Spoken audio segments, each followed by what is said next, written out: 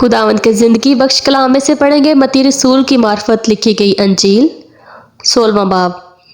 फिर फरीसी और सदूकियों ने पास आकर आजमाने के लिए उससे दरख्वास्त की कि हमें कोई आसमानी निशान दिखा। उसने जवाब में उनसे कहा, शाम को तुम कहते हो कि खुला रहेगा क्योंकि आसमान लाल है, और सुबह को ये कि आज आंधी चलेगी क्योंकि आसमान लाल और धुंधला है। तुम आसमान की सूरत में तो तमीज़ करना जानते हो, मगर ज़ुबानों की अलामतों में तमीज़ नहीं कर सकते।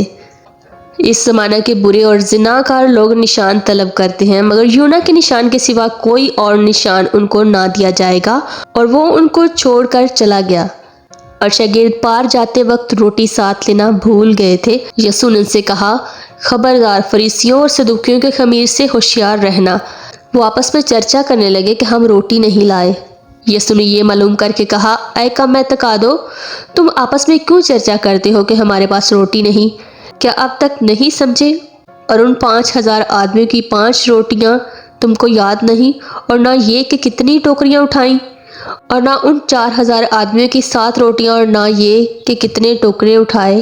क्या वजह है कि तुम ये नहीं समझते कि मैंने तुमसे रोटी की बाबत नहीं कहा? फरीसियों और सदूकियों के खमीर से खबरदार रहो। तब उनकी समझ में आया कि उसने रोटी के खमीर से नहीं बल्कि फरीसियों और सदूकियों की तालीम से खबरदार रहने को कहा था। जब यीशु कैसरिया फिलिप्पी के इलाका में आया तो उसने अपने शागिर्दों से ये पूछा कि लोग इब्ने आदम को क्या कहते हैं? उन्होंने कहा, बाज़ यूहन्ना बपतिस्मा देने वाला कहते हैं, बाज़ एलिया, बाज़ यर्मिया या नबियों में से कोई। उसने उनसे कहा, मगर तुम मुझे क्या कहते हो? शमौन पतरस ने जवाब में कहा, तू जिंदा खुदा का बेटा मसीह है।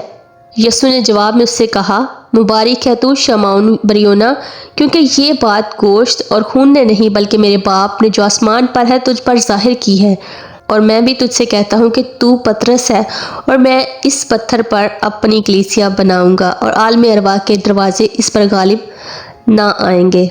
मैं आसमान की बादशाही की कुंजियाँ तुझे देता हूँ, और जो कुछ तू ज़मीन पर बांधेगा वो आसमान पर बंधेगा, और जो कुछ तू ज़मीन पर खोलेगा वो आसमान पर खुलेगा। उस वक्त उसने शागिर्दों को हुक्म दिया कि किसी को ना बताना कि मैं मसीह हूँ। उस वक्त से यीशु अपने शागिर्दों पर जाहिर करने लगा कि उसे ज़रूर है कि यरूशलेम को जाए और बुजुर्गों और सरदार काहिनों और फकीरों की तरफ से बहुत दुख उठाए और कत्ल किया जाए और तीसरे दिन जी उठे। इस पर पतरस उसको अलग ले जाकर मलामत करने लगा कि ऐ खुदा ना करे, ये तुझ पर हरगिज़ नहीं आने का। उसने फिर पतरस से कहा, ऐ शैतान, मेरे सामने से दूर हो, तू मेरे लिए ठोकर का बाइस है, क्योंकि तू खुदा की बातों का नहीं बल्कि आदमियों की बातों का ख्याल रखता है। उस वक्त यीशु ने अपने शागिर्दों से कहा कि अगर कोई मेरे पीछे आना चाहे तो अपनी खुदी का इनकार करे और अपनी स्लीब उठाए और मेरे पीछे हो ले। क्योंकि जो कोई अपनी जान बचाता है उसे खोएगा, और जो कोई अपनी खातिर अपनी जान खोएगा उसे पाएगा। और अगर आदमी सारी दुनिया हासिल करे और अपनी जान का नुकसान उठाए तो उसे क्या फ़ायदा होगा? या आदमी अपनी जान के बदले क्या देगा?